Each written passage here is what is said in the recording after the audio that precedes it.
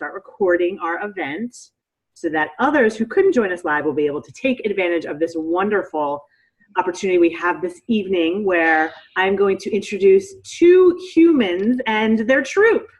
And they're going to tell us tonight about smart money management for children. And they're actually going to teach us, as you can see, in a really fun and engaging way, which is what they do with children, is about teaching them smart money tips and skills in a fun, engaging way so that children are really interested and want to learn more. So I'm going to do a little bit of a brief intro, and then we'll get into some simple questions. Those of you who are live, remember you can hover over the bottom of your Zoom screen. You can enter chat questions into the chat section, and I will look for those questions and read them out loud. But let's get started. I'm just going to, again, read this introduction. So what are two of the greatest skills your child will need to be successful in life? One is positive character skills, and two is being smart with money.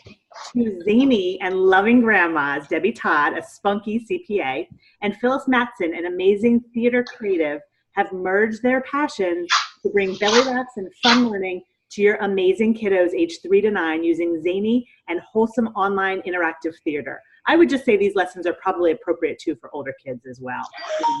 The younger ones may love the puppets, but their adventures in Puppetopia and Smart Money Commanders brings short, funny, powerful, and practical lessons right into your home with lots of easy to follow hands-on activities for your little commanders and incredibly helpful teachable moments resource guide for parents too.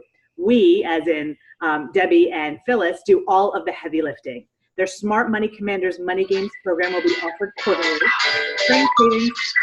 I'm so sorry. I forgot to mute my phone. Let me turn this off. I'm so sorry. No problem. I apologize. It's the first thing we should tell each other, right? Mute your phone. No worries. Mute your phone. I'm so sorry.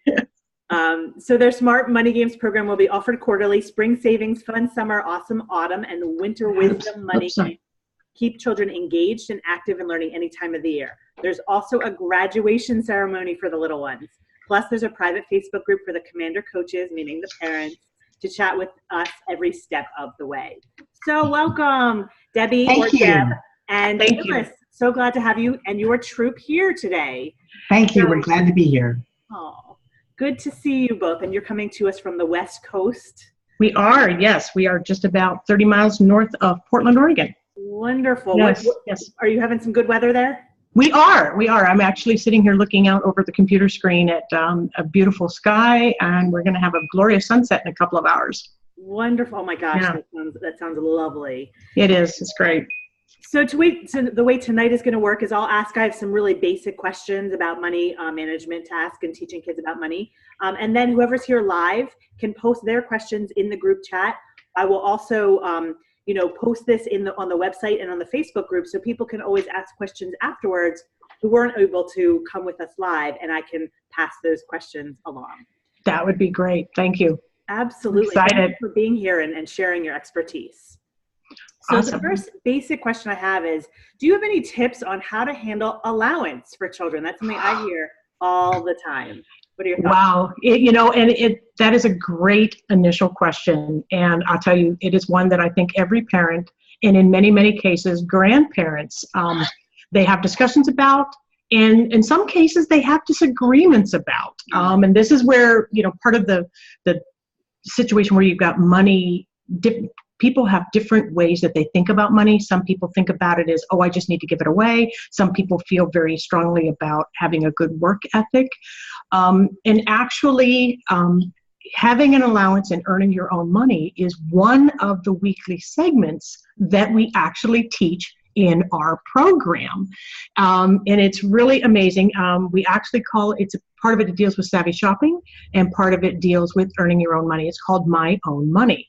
And so we actually have characters and the puppets that talk about what it's like and what are age-appropriate chores and various home situations where they are, sometimes kids live with their grandparents or they're military. And so there's a lot of different life situations. And so allowance is always a very personal subject.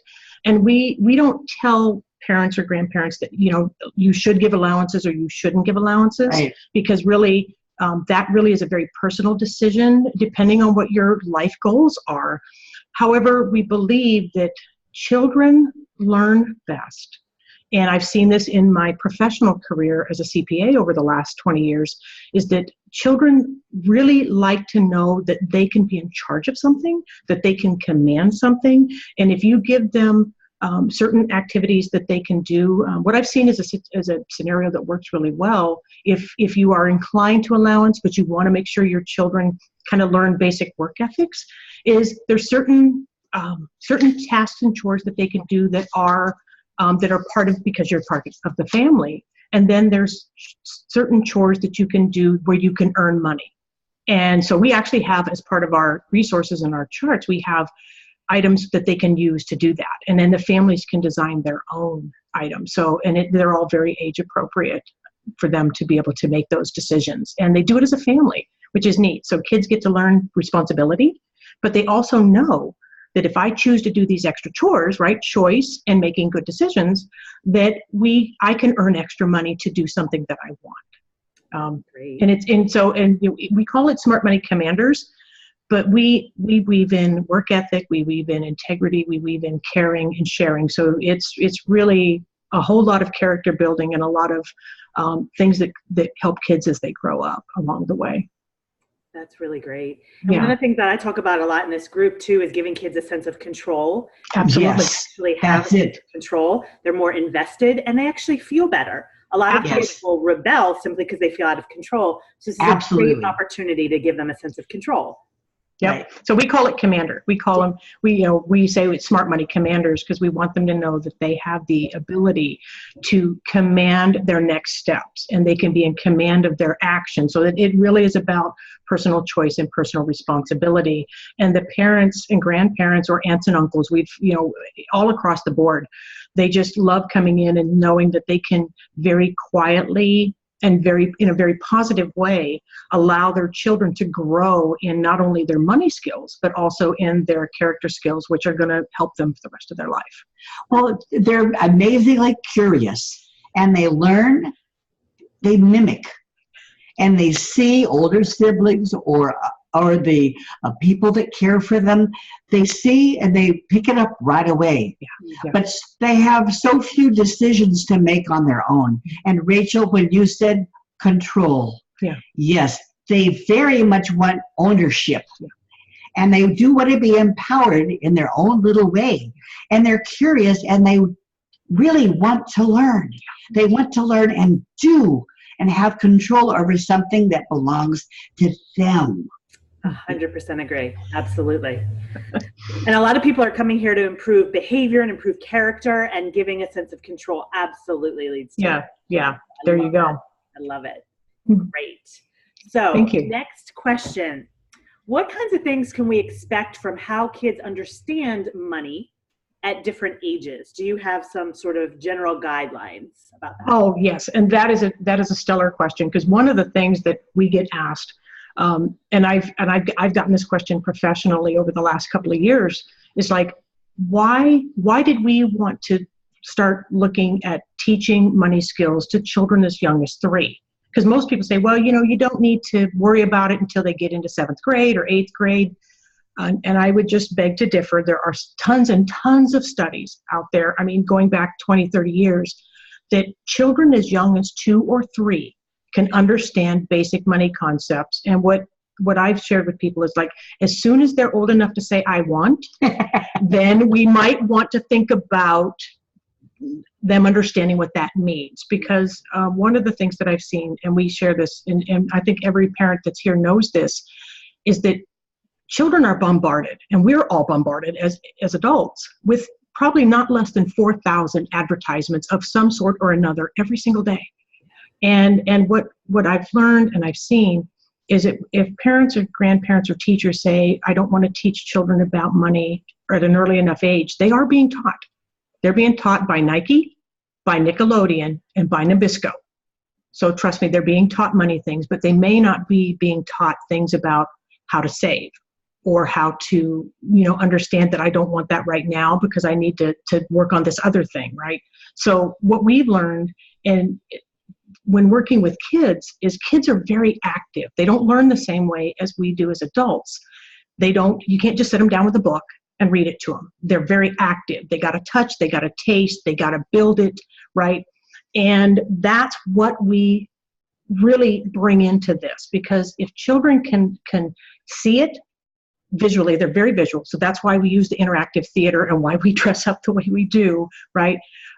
If they can see it and they can stand up and they can act and they can sing and they can do these activities, then they learn it. And if you think about any other skill a child learns when they're riding a bike, you learn how to ride a bike at a younger age. If children learn how to swim at a younger age, it's easier for them. And we're also finding that it's easier for children to learn about money at a younger age because they don't have to unlearn things. So our premise is that we have what we call age appropriate. So we do a typical 3 to 5 is kind of one group of activities. Then we have 6 to 7 is another group of activities, a little more advanced. And then we have the 8 to 9 and sometimes 10, so that are a little more advanced. So in each of the weekly programs that we have 3 sets of activities depending on the age of the child or children. And there's at least 5 in each week, and sometimes upwards of 7 or 8, where they're activities that they can learn what they've learned in the show. And they can actually internalize it and they can practice it. And most of it is very simple, and not all of them need to be done. But just for example, say that 2 and 3 to 4-year-olds, they need to know what money looks like.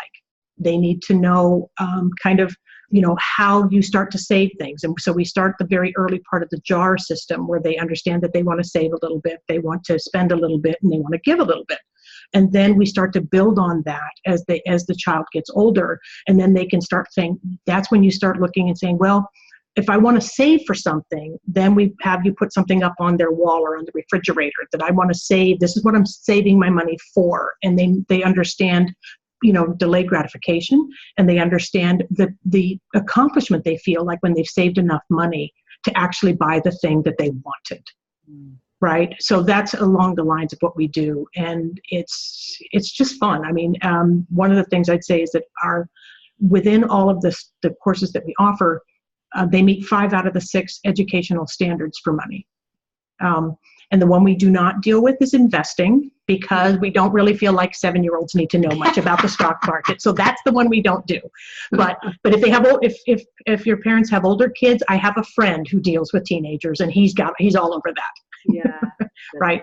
So it's really about basically learning about what money looks like, how much things cost, learning how to buy things on sale, making it fun, and making it fun the time. Yeah.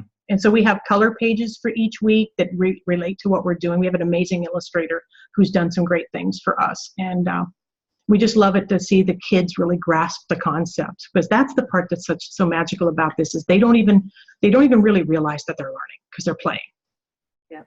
And that's the fun part. And the parents can join in too. I'm fully aboard on this. I mean, yeah, they're all tested by me, trust me. That's great. I love the experiential component of it. You're teaching what would seem like abstract concepts like money, but when you're doing it in such an experiential way, kids absolutely get it. And I love that you said, this is probably a soundbite I just have to take out of this, that you said that they're learning anyway. It's just, they are. Do you want to be teaching your kids, or do you want advertisers and people who don't necessarily have their best interest at heart teaching your kids? Yes, exactly. And we've seen that, and I've seen that professionally over the last 20 years. And that's really part of why I was so intrigued to get involved with this, because I've seen it professionally, where a lot of my clients or people, when I'm teaching core financial literacy out in the community, one of the biggest regrets that I've heard parents and grandparents say to me over and over and over again is that they wished they had learned better money skills as a child or as a young person, so they could have taught their children and grandchildren, and so that they wouldn't make the same mistakes that they made. Absolutely. And that's part of our passion, is we do the heavy lifting. We want to make this easy for the parents and grandparents, and everybody can have fun, and you can do this, and you can learn as a family. That is because we see in the future. Yeah. Debbie and I believe that tomorrow's investors, philanthropists, world changers are sitting in booster chairs today. Mm-hmm. That's exactly right. That's one of our sound bites. Yeah. Yes, I love it. It's true. Yeah. Mm-hmm. So I have two more questions for you. Sure. The next is, how do you, especially these days, and where I live, I know it's true, although we have parents all over the country, but where I live, there's this belief that kids have this sense of entitlement these days, that I want and I deserve and I should get. So how do you know, not even think, because you're the experts, how do you teach kids the value of money so they don't act so entitled? Needs and wants. Needs and wants. Yeah, Needs that's and going to come wants. right back into what we said. And it really comes back to the first statement I made, was that part of the challenge we have, and it's a simple thing necessarily, but you have, the world is moving very fast. Children they have access to all of these advertisements. We have them watching TV. They see all these things, and that's all geared to want. Then they start preschool, and so our character, and he's right back behind my head, that little green guy, he's the want monster. The want monster is the one who's always trying to get kids to spend their money and buy things that they shouldn't buy, or waste things, and then they don't get to do the things that they want, right? And so what happens is children learn this, and if they aren't taught other concepts, all they understand is I ask and I get. I ask and I get, and I ask and I get, or in some cases, and this is again more of a family discussion, and we do talk about this in our private forums, where sometimes it's helpful for the parents and the grandparents and the aunties and uncles to all get together and understand a common goal for the lovely little ones in their life, to how they want to teach them this way, because that's where the kids get conflicting messages. Is mom and dad say, I want them to learn to have work ethic, and we want them to work, and we want them to wait a little bit, and then grandma and grandpa come by and hand them $100. So the kids are getting mixed messages, right? And so sometimes there's those other conversations that really should occur, and earlier on is better, and try to come up with something that the family will say, hey, this is how we want this to be. Because ultimately what happens is that the child doesn't have to do anything, and the child grows up saying, I just want to, if I just open my mouth or I look at something and it shows up. That's how entitlement kind of grows into us, right? I mean, I think we all would admit that we have a want nature. That's the nature of who we are as people. I mean, we do, right? We're consumers. Humans are consumers, and it's us educating ourselves and deciding how we want those things to what role we want that to play in our life. And that's a really great question, but you're right, because here's what the flip side of that is, that if children grow up, and I've seen this, I go in and, it's really amazing. I'll get a math teacher will come in and say, hey, can you come in and teach my 8th graders about investing? Because they don't have to teach that day, right? So yeah, invite CPA and she'll come and talk to her kids about investing or retirement, and it's all good. And I've seen, it's so amazing, the attitude about money that I've seen in kids as young as 7th and 8th grade. Mm-hmm. And they don't realize that they need to have these skills.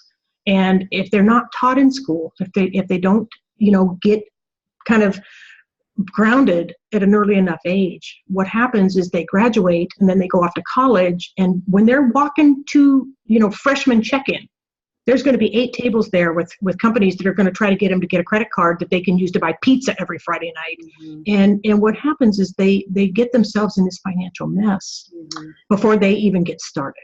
And that's the tragedy of what happens in this. And if I could interject, these skits are short.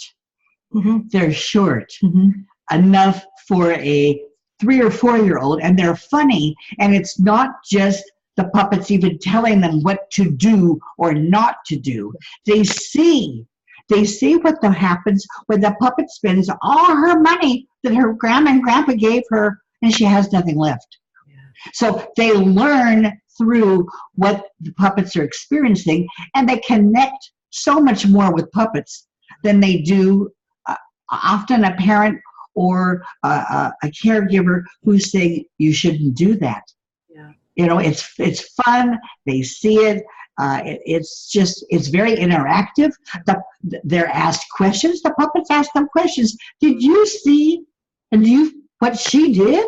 I mean, so you raise your hand if you think It's so interactive that they're engaged for the whole time. Right. Really good. And in each show has at least one song in it Yes. that they learn how to sing. Uh-huh. That's super, super important.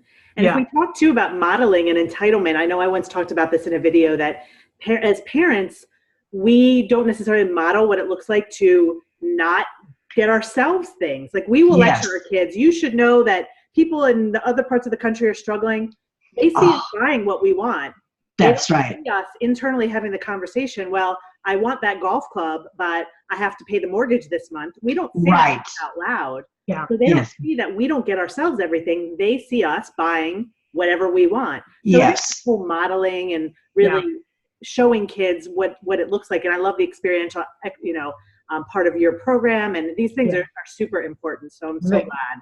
They are, and we actually have within a couple of the weeks, there's things that they can print off and put on the refrigerator, and they're goal setting, and it's not just goal setting for the little ones. It's goal settings for the 3-year-old. It's goal settings for the 7-year-old. It's goal settings for the 15-year-old, and it's goal setting for mom and dad. That's and so great. they really get to see that there's a thought process all along the way. And the part that I didn't expect when we first started this was the simplicity of utilizing the interactive theater and the puppets. Because again, I mean, if you think about what we're dressed like, I mean, our program is basically Mr. Rogers meets the Muppets, meets Dora the Explorer. And that's how it goes together, with a whole bunch of computer stuff that goes in there that somebody else besides me takes care of. And what it does is it breaks down the barriers, and it allows the family to have a tender yet honest conversation about topics that, frankly, many people aren't comfortable talking about. But it's not, so this is allowing the puppets and the helpers and the activities to open up those conversations to help the child understand, and allows the parent to feel very confident in what they're doing, because they've got their what we call the commander coach's notes right there to help them along the way. Because I mean, if you think about it, I think Dave Ramsey said it really well, and he said that teaching kids about money is never just about money. That's true. It's so much more. And I have to tell you that this is probably the hardest thing I ever volunteered to do. But if you think about the fact that there are 40 million children just in the United States under the age of 10, and 4 million children being born every year, that's a lot of future world changers that we can really impact if we can help them get smart with their money. It's true. Right? That's our passion. So if we can help moms and dads and aunties and uncles help their kids get smart with money, I think we as a society are going to be better off in 20 years. Yeah, absolutely. Yeah. So that brings us to the last question, which is that we as parents do have so much on our plates, and there's so many areas where we want to help our kids, and there's money, and there's sleep, and there's homework, and there's so much we're doing. What's one simple way one simple place parents can start when it comes to teaching kids about money? Well, I would say probably let me just answer that in two ways. Probably the most important place to start is helping them understand about needs and wants. However, that is not the simplest by far, because that's really about us learning to acknowledge ourselves and what we're doing. So I wouldn't say to start there, but that's kind of where we want to end up. Yeah. I would say that having the simplest place for them to start is learning about saving. So it's learning that whatever money they get, that they want to save part of it, they're allowed to spend part of it, right, and then they want to maybe give part of it away. So that's, I would say, the 3 jars or the 3 envelopes. 3 jars. So we do jars. So we have the 3 jars, and that's probably the simplest way for them to do it. And they get to, you have the discussion about what does that look like, and again, the percentages that you choose are really a family decision, but at least they understand that, okay, it's not that gets them out of the entitlement, right? Because I don't spend everything I get. Okay, I need to save part of it, and I get to spend some of it, so they don't feel like this is a drudgery. And then they give part of it away to help maybe a charity that they like, or animals, or buy something for a friend, right? There's all kinds of things. So that's probably where I would suggest that they start. That's a great, great, very tangible, easy, simple thing to do. And I would Yes. imagine that it leads to the needs versus wants, because if you're not saving, then you can't Yes. get, Yes, exactly. Absolutely. Right. Yes. And our show on needs and wants is really fun. The restraint that children learn in this big area that affects their whole life Yeah. will flow over to other areas of their life for self-control and for waiting. Yeah. Waiting. Yeah. It's funny because when I talk, I teach a lot of emotional regulation, obviously being a psychologist, and I talk about delaying gratification and frustration tolerance. And the way that I suggest parents start to teach it is exactly this way. Have them save money for something they want. So this really is, it translates beyond money to really emotional control and definitely. Yeah. Absolutely. Yeah. Great, great. So what I would love to do now is give an opportunity for those who are here live, an opportunity to put any questions they have in the chat box. Okay. While we are waiting for that, I know another parent who couldn't be here tonight who's very interested. She also sent in a question. Oh, that's perfect. I'm going to go ahead and read that to you. You've heard the question before. I gave it to you ahead of time, but I'm going to read that for other people who have not heard this question before. So this is about something that you touched on a little bit. This mom said, we have some well-off relatives who give the kids who are age 3 and 7 a lot of money and gift cards to buy things. We've got over $1,500 from this family since December, either gift cards or cash, where they say the money is to buy something. So how do we address this with the kids? So far, I've kept it allocated to the kids, but only spend less than $100 each on books, and they really don't know or understand the value of what they have left. If they give cash with no strings, we put it in the college fund, but I'm struggling with it. That's okay when they told the kids to spend it. I think it'll become awkward at some point when they give multiples more to our kids, et cetera. Yes. So how do you deal with that? Yes, and that, again, that comes right back to what we kind of touched on briefly earlier. And again, this is, it's something that many families struggle with, because one of the things about money, and this is whether it's your extended relatives or even sometimes husbands and wives, right? You have one party that's a spender and one party that's a saver.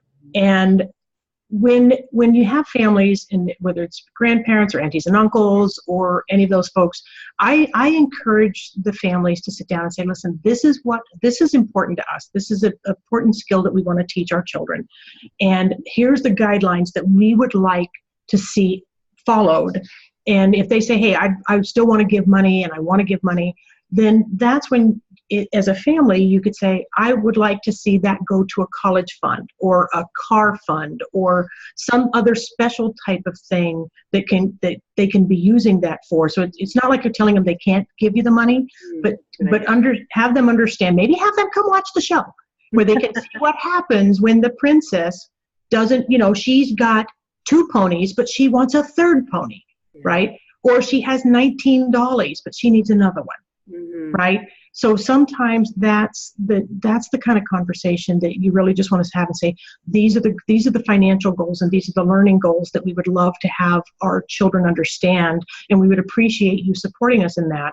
And those funds that come in could go for some of those longer term things. A college fund, I think, is a great option, and just lean them toward that, because really, I think the entire family they crave for the child to be successful.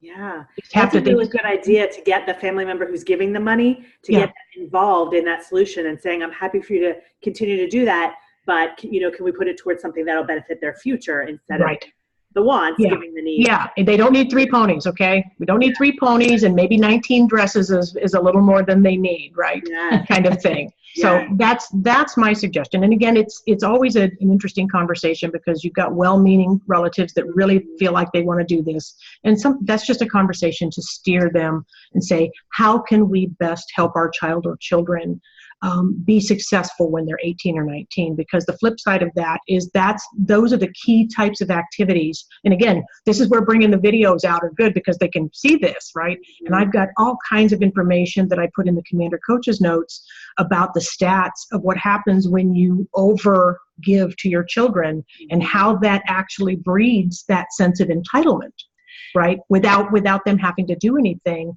Sometimes you can actually be causing more harm down the road than good. And I think the simplicity too of the visual, being able to see there are 3 jars, and we all respond well to praise. I am so proud of you. Look how much money you have in your spend jar that you're waiting to get enough to buy a toy robot. Look at how much is in your save jar. Look at how much is in your give jar. And I'm just so proud of you. You are doing such a great job. Yeah, you are a smart money commander. You are a smart money commander. That's great. That's great. So did that answer your question, Rachel? Yeah, it was a parent's question, but I think it did answer her question, hopefully. Okay, I hope so, if not, she can always reach back out, but I think you did. Please, and I know there's another live question here from someone who's here. What response would you recommend when I take the kids to go shopping for home items and they ask for a toy? Oh, that's always a good one too. If you're going, I encourage the parents to really kind of, before you go into the store, understand what those are and try to time those requests, right? And it's always hard because they're like, well, the kids are all like, yeah, but you're buying something. Yeah, but we're buying something for the house. We're buying something that we can all enjoy. And again, when you come back to what's on that thing on the refrigerator, right? These are the things that the child is saving for. Here's some things that mommy and daddy need to save for and that we're buying. It helps them understand that when they're going to the store, this isn't a frivolous thing. This is something that benefits the whole family. So again, in an age-appropriate way, they start to understand that you need to be able to save money and spend money at certain times. And you can also set aside times when kids will go. And if they have their own money, maybe you time that to say, hey, you have some money in your spend jar. And do you want to take some of that? And would you like to go get a toy? If that's something that they're working, so you bring it back on them and let them make the choice. So they will then decide if that's how they want to spend their money or not, right? Because that's the choices that they're going to need to make. And it can be done in a very loving way. And again, it's a fine dance that you will go through. And part of that is the fact that they're getting bombarded with advertisements by Nickelodeon every day. I find, too, being next to a CPA, that a simple explanation, too, sometimes works. If mommy sees lots of things that she'd like to have, but you know what? If I buy all those, then you probably wouldn't have any shoes or anything to drink or eat. So sometimes mommy has to learn to say no too, and let's practice it together. No, I don't need that. I really don't need that. Let's practice together. I love that. That's great. And I talk a lot about connection too with kids, and when we are showing them that we are going through something similar, and they feel left alone in it. It's not like, no, you can't have that. It's, you know what, it is really hard when you can't have something you want, because I want something too as a mom. So I love that, Phyllis. Let's practice this together. Let's practice saying, no, I don't need this. And it's okay if kids are disappointed with the no too. That's something I talk about a lot. And that's okay. They begin to understand that there's choices. Choices are, you have the power at 5 years old to make right choices. And if you choose this today, you won't be. And we have a wonderful, wonderful show on that, where Puppet didn't make the right choice. She spent all of her money that her friends wanted her to go to the movies with her. She couldn't go. She spent all her money. That's great. Great response. So hopefully that answered the question for the mom or the parent who posted tonight. So I think that's everyone's question. I will we have another one. Yes, see? Should kids be love that. I saw that one. Be saving money for college or long term, or just for the robot/toy things? They should be saving for both. So in the savings jar, when they're really small, we don't, if a 3-year-old, it's hard to explain to them to save for college because they're not going to get that. They will. But as they grow, so in the age appropriate part, we start talking, once they start going to school, right? They're in preschool. They understand, I'm going to school and I'm starting to do big girl and boy things. Then you can start talking to them about part of their save jar is long-term saving for college or a car. Or, in some cases, we actually have a thing where we put on the refrigerator for saving for family trip. And so they all see everybody saving for the family trip. And of course, we use Disney as the example. And then everybody saves their own money in proportion, right? So as they get older, they learn that they want to have short-term savings. and long-term savings. Because again, as an adult, that's what you need to learn, right? It's all about not just thinking about today or tomorrow, but next year and 5 years from now and 20 years from now. So yes. And as we have learned as parents, that age appropriate, okay? Yeah. If a child is given $1 by her auntie, she's not going to be expected to put 50 cents in her long-term college jar. Yeah. You know, and so it has to be very age appropriate, because she's going to go to school tomorrow and she's going to see that her girlfriends have pink ribbons in their hair, and she doesn't have them. She's just not thinking about college. So it has to be age appropriate. Right. Yeah. So this leads to the next question that's here now, which is sure. Oh, look at all the questions coming. Yeah. Was mine too. How to help a 4-year-old understand the 529, or do we not need to help a 4-year-old understand the 529? No. And if not, when? That's an important piece too. Yeah. Right. And I would say that at age 4, it's a little early for them to understand about a 529 plan. Because that's, 529 is about their college plan, and it's okay for them to understand that money is being set aside for them for later, but that's probably about as far as you want to go. I mean, when they start to get to be 5 or 6, and you want to start talking about we're saving money aside for when after you get past grade school and you start thinking about what's happening, and especially if you've got older like cousins that you can point to, that's, somebody's in middle school and see how they're doing different things. Well, we want to start, let's start setting some of these aside so you will be ready when you get to be 8 years old. And we do a lot of that in our shows where we talk about, we have a puppet that's 5 and they're talking to a puppet that's 9. And there's a difference in the discussion of what they're actually looking at. And so I think at 4, no, they don't need to know what a 529 is, but it's okay to let them know that you're saving something for them for later. And then as they start to get a little bit older, they can you can tell them what that is. It's going to be college, like your cousin's getting ready to go to school. It's going to help you when you get ready to do that. Oh, and it's understanding that especially abstract concepts are challenging for them. They live in a very look what they watch on television. Yeah. It's not abstract. It's very materialistic, some very, very beneficial, and some questionable. And what does it stir up within them? Yeah. And we're already back to the fact of helping them be commanders of something that they can see, that they have made decisions on, the jars that have their names on them, and the joy that they really, really find when they are letting go of something. They get used to it. It's like any good habit. Mm-hmm. They get used to it, and it can be kind of competitive between siblings. My jar has more than yours. Yes, absolutely. And it's a good thing. Yeah, it's a good thing. Yeah, right. So I see the questions are all starting to come in now. This is awesome. I love Another this. one. What is or are key lessons for a 7-year-old? I don't want to implement too much at once. Okay, run the question by me. I heard the second half, not the first half. What is or are the key lessons for a 7-year-old? I don't want to implement too much at once. Right. Okay. Well, I think for key lessons for a 7-year-old would be learning about saving, right? So the 3 jar concepts, they would obviously be well in the age where they could understand what the different denominations of money are. So the different denominations, how money is spent, and at a very high level, like you money for food, money for the car. It's called a budget. Yeah, a little bit of a budget. So like that would be the early. We teach them how to budget. A little bit of that. And also just they are probably at the beginning age where you can start asking them to start thinking about things that they would want when they're 8 or 9. So get them to start, they're mature enough. I mean, the studies have shown that, believe it or not, children learn 75%, and I mean, Rachel, you probably know this better than I do, but children learn 75% of their core beliefs and their habits by the time they're 7 years old. And so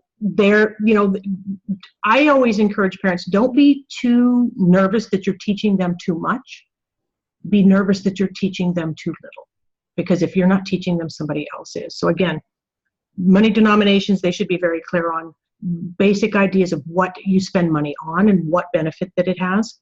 The saving jar, the spend jar, the give jar, and then starting them to think about what they're going to want to do when they get a couple years older. So starting them to think a little bit more strategically. at a very early level, but no investing. You don't have to do investing. Great. That's Okay. great. That was a really great, clear, specific answer. Thank you. Yeah. So at what age do you find allowances to be successful, and do you tie allowance to chores or not? I've heard points on both sides. Yes. And that is a great question. And it really does come back to, as I said, I personally believe that allowances can be very, very beneficial if they are implemented correctly. Some families have, just either, religious problems with that or just philosophical problems with that. And again, that comes back to being a family decision. But as far as if you just choose to implement an allowance system, I believe that you can actually have some minor form of an allowance as young as age 3. They can learn to fold socks or fold the dinner napkins. I mean, things that they can do that they can get a little bit of money for. Again, it's not like you're having them work. This isn't going to be something that's going to take them 3 hours to do, but they're just learning that productivity and positive actions are beneficial. And that allows them a little bit of money that you use to get, if there's something at the store when they go, so they don't feel left out.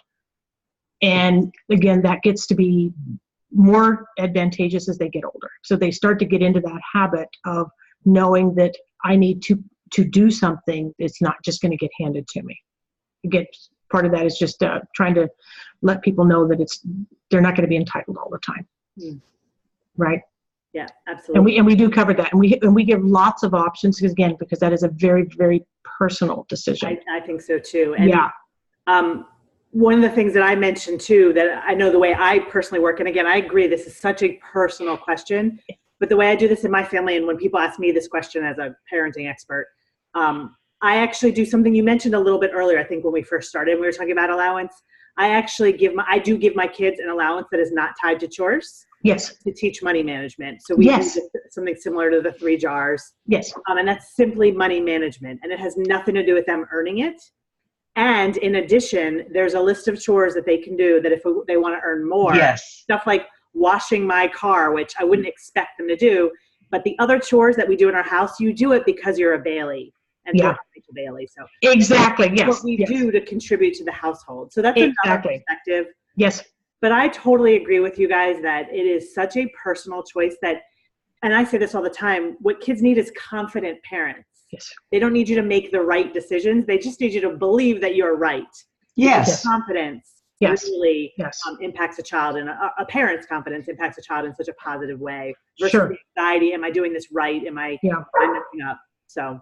Right. Well, and part of what, the beauty of what we do, again, is something I never saw when we first started this, is that this really does allow them to have this conversation in a very open and caring way. And I think that being in the game and actually just having the conversation is 90% of the battle. I agree. I mean, it's like, and don't be afraid to have that conversation, because, here, we've all messed up money-wise, every single one of us. And it's not about what happened to us in the past. It's about what are we doing today and what are we going to do tomorrow? And how are we going to, share this and model this with our children? Because whether we talk to them about what we do with our money or not, they're watching us and they see us and they learn. They're learning whether we talk about it or not. That's right. And I would love, because it is so true and so important, those of you who are here live, if you want to do this, I'd be happy to see this. You don't have to, because it's a little bit personal. But if you can recall some of the things you learned about money growing up, and your parents probably weren't even sending that message intentionally. So go ahead and post that in the chat if you want to. I would like to just take 30 seconds to share something that I saw as a child that absolutely impacted me, and my parents did not mean for this to. But when we were going out for dinner when I was growing up, we went out very often with my grandmother, with aunts and uncles. And when we went out for dinner, everyone would fight to pay the bill for everybody else.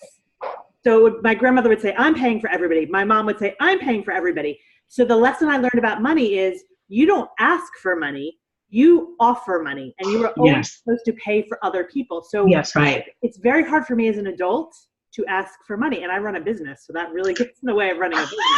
that can be a challenge. Exactly. And my parents and my grandmother, who says, love her to death, they never meant for me to learn that.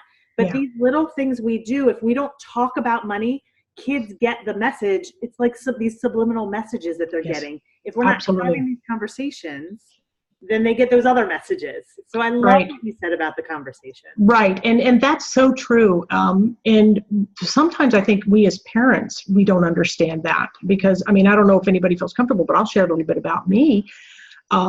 Is that, I'm the oldest child of a military sergeant, and I grew up knowing that we never had much money. So to me, money was always something to be held on to, and you didn't let go. And I was always very tense about it.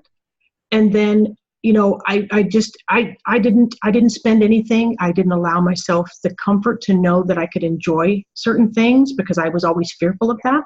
And I think a lot of people have that. So they're in, and I don't want to say that it's a scarcity mindset, but they're in a mindset of like, I can't relax enough to realize that money is a tool, and it's just a tool, and that's it. And the tool of the money is what you should be commanding, and you should be deciding how you want to spend it or save it or give it to best fit your life.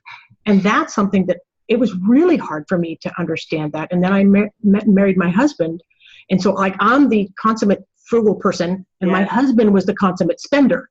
Yeah. And boy, did that create some interesting conversation. Sure. That's a whole nother topic, right? But right. Yeah, and I think that that's the thing. And when you do it in this manner, it allows those conversations to be held in a way that is just open and loving and healing.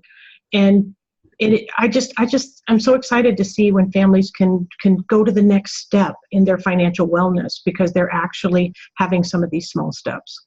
Absolutely. Absolutely. Yeah. We have some stories here. I would love to read these that people are sharing. Please. This is so important. My parents didn't have credit cards. They only buy things they had money for. I didn't have enough credit till much later in life. And I think that's so significant because I bet those parents thought they were teaching a really great lesson. You don't spend if you don't have. However, what happens is then kids don't know about credit. Yeah, and they're handicapped in a way because that's such a thing in our society. Yeah. Yes, exactly. So significant. Yeah. Wow, that is an amazing insight because, like I said, remember what happens after we all send our kids off to college, right? And before they hit freshman registration, they've passed 8 credit card companies who are just trying to get them signed up, and they don't have any idea the impact of that. And that's a huge thing. Yeah. And it's so unintentional on parents' part. I bet, this parents didn't really mean to send that message, but unless we're being aware of the messages we're sending, kids just learn the subliminal one. So another one, my mom gave everyone gifts. I thought you had to. When my grandparents were visiting, once by surprise, I started crying and panicking over my piggy bank because I didn't have gifts to give them. Right. Great example. I love that. Oh, that's an amazing example. But you're right. And so this comes back to also, I mean, one of the things that, as we're talking about these different lessons that we learned as children, think about the fact that those lessons can be different depending on the personality and the sensitivity of your children. And they could be very different. So you might be you're walking along as a parent doing this particular behavior, and it could be perceived 2 or 3 different ways, depending on the sensitivity and the, outgoingness of your child, right? Yeah, I don't want to say that to scare people, but we just as parents need to be aware of that. Is that we're teaching them every day. And the solution to that is simply what you said before: is to have that explicit conversation. Yes. And ask kids, what are your impressions of money? And what do you think you do when grandparents come over? Yeah. Because we can control these things if we actually just have the conversation. Absolutely. Yeah. Right. And if you think about it, that's one of the things that I think that we as parents, especially if we're parents and we have shame or fear about our own money situation, we have a tendency not to talk about it. And then our children grow up, or even if they have questions, they're afraid to ask because they're going, well, mommy and daddy don't talk about that. And grandma and grandpa just fight about that. So I don't want to ask about this because then they'll be mad and they'll be fighting. And so it just perpetuates the isolation and the lack of knowledge. And that's truly where we want them to just, once they know that they can access these tools and they can learn how to ask those questions, and the parents feel comfortable starting those conversations, it really just changes the whole dynamic for the entire family. Yeah. and that people with money are somehow better. Yeah. Yeah. Yeah, absolutely. So these are the lessons Yes. that we learned that our parents probably unintentionally gave us. Yeah. Thank you all. Yes. Those of you who are live. Thank you guys. Thank you so much. And Yeah. here's what I want to do. I want to just, because we have to do this, this is one of our rituals, I would like to introduce everybody. This is Sparky. Say hi, Sparky. Hello, how are you? I'm so happy to be here. Love it. Sparky is our marketing director, and he goes everywhere with us. And Sparky loves, yes, you do, don't you? Yeah, Sparky loves to entertain children and to help them learn very good concepts about money, don't you? Yeah. That's great. It's wonderful. Okay. Well, thank you both so much Thank for you. sharing so much of your You're time and welcome. your expertise with us. Yes. Such a pleasure to have you here. And Yeah. I see your whole troop behind you, although you said this is only 7% of your troop. Yes, this is. And I have to show you, because this is Ruby. Yes. She is the leader of our entire troop. And our troop is now 102 strong. Wow. So And they all live in Puppetopia. we have a very, very special place for them. And Ruby has all of her friends, and they come up with all of these amazing adventures. Yeah. And one of the things that we're going to be putting in okay, can I tell them? Okay. One of the things that's going to be a new addition to our program in August is we're going to have a puppet blog. And that will be for the children if they want to. So the We Commanders can come in and they can ask questions to the puppets, and the puppets will answer the questions on lives for the kids. That's Right. So great. That's great. that's going to be our new thing. The last point I just want to discuss, because I know everyone probably wants to get to the next thing, but is how do people reach you and find you? And Deb asked the question, how do we see your lessons and share with our kids? So how do we contact you? Okay, well, we have, I can send you a little card. I think I sent you the one where it shows the Smart Money Commanders Fun Summer Money Games. There's a link on there, a URL. I can actually send you the URL if you guys want to post it in your group, and folks can go look at it. I would encourage anybody that wants to, because we offer the program 4 times a year, because it is a guided program. So we have the children and the parents go through it at the same time, because each week we have office hours. So we have a private forum where parents can come ask questions and we share wins. And so just so I don't go nuts, we only offer it 4 times a year, because if it was running constantly all the time, we would have people in week 1 and people in week 5, and I don't know that I can handle that very well. And our team is fairly small. There's only 5 of us. So we offer it 4 times a year. But I would encourage any parents that want to, you can sign up for our free commanders, which will get you in the know, and we'll let you know when the next offering is going to be. It's going to be in mid-August.